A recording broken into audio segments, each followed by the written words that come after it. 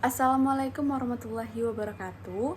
Baiklah, saya di sini akan membahas mengenai lanjut materi sebelumnya, yaitu mengenai pidana perampasan kemerdekaan dalam KUHP terbaru. Pidana perampasan kemerdekaan.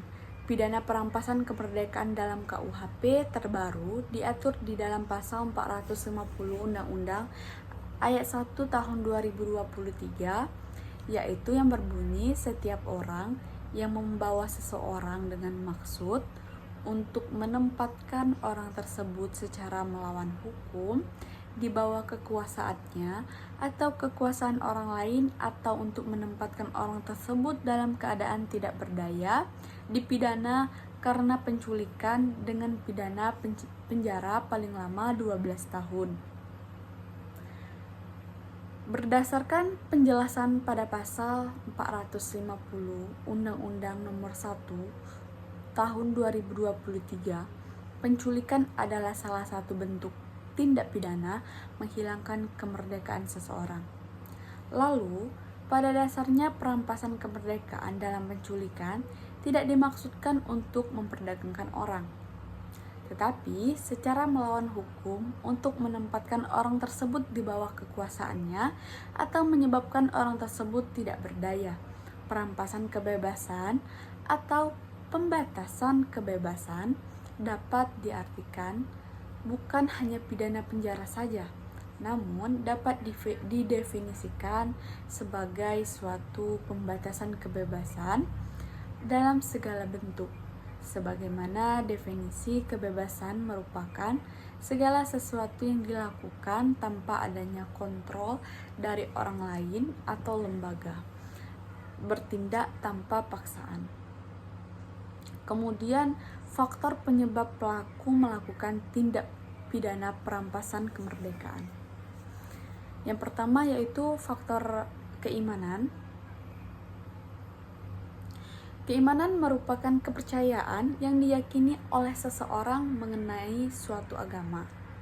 Kepercayaan yang dimaksud dapat berupa kepercayaan kepada Tuhan, Nabi, kitab, dan sebagainya. Dalam Islam, tidak peduli siapa Anda atau apa pekerjaan Anda, hukum selalu menghormati hak asasi manusia. Namun, pada kenyataannya, para pelaku melakukan kejahatan merampas kemerdekaan orang lain, yang tentu saja perbuatan ini sangat bertentangan dengan apa yang telah diterangkan dalam Al-Quran. Oleh karena itu, kurangnya penghayatan seseorang terhadap keimanan merupakan salah satu faktor yang dapat menyebabkan terjadinya suatu tindak pidana perampasan kemerdekaan orang lain,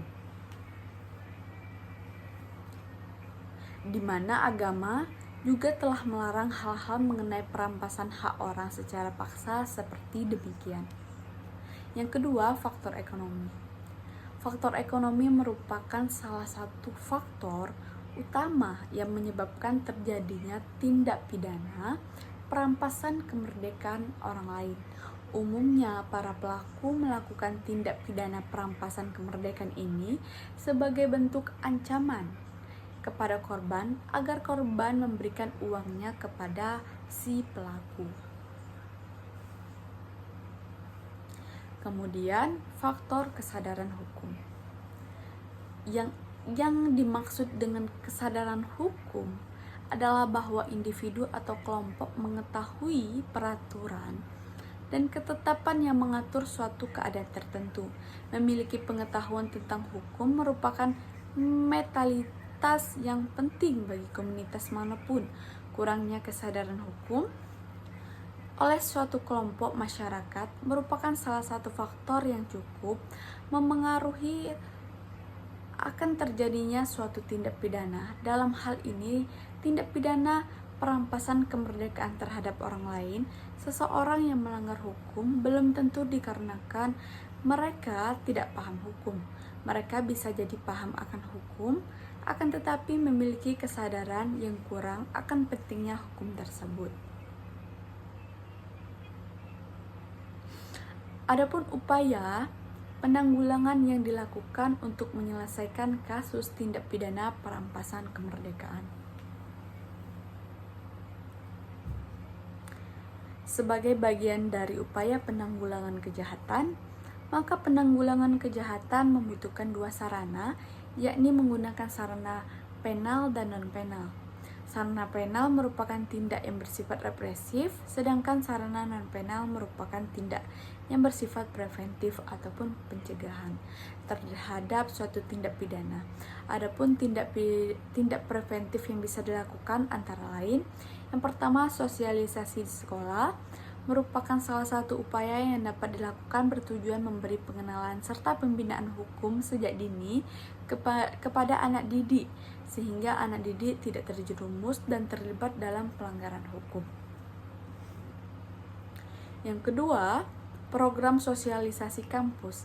Selain melakukan penyuluhan ke sekolah, program pengenalan hukum kepada seluruh masyarakat kampus bertujuan sebagai salah satu langkah strategis dan efektif dalam mendukung terwujudnya revolusi karakter bangsa Indonesia di bidang pendidikan dan lingkungan perguruan tinggi. Kemudian penyuluhan hukum terhadap organisasi perangkat desa. Penyuluhan ini dilakukan di lingkungan organisasi perangkat desa dan yang disasarkan kepada para perangkat desa. Program ini bertujuan untuk memberikan penerangan dan penyuluhan hukum kepada para aparatur desa mengenai keberadaan hukum, koordinasi antara aparat, korupsi, serta tugas dan masing-masing fungsi aparatur desa sehingga diharapkan dapat menghindari permasalahan hukum. Adapun kesimpulan dari materi ini yaitu yang pertama, perampasan kebebasan atau pembatasan kebebasan dapat diartikan bukan hanya pidana penjara saja, namun dapat didefinisikan sebagai suatu pembatasan kebebasan dalam segala bentuk. Dan yang kedua, faktor-faktor yang menyebabkan pelaku melakukan tindak pidana perampasan kemerdekaan orang lain dipengaruhi oleh berbagai faktor, salah satunya yaitu faktor ekonomi, faktor keimanan, faktor kesadaran hukum. Baiklah, hanya itu yang dapat saya sampaikan pada beberapa materi mengenai mata kuliah politik hukum pidana. Baik, sekian dari saya, lebih dan kurang mohon maaf. Wassalamualaikum warahmatullahi wabarakatuh.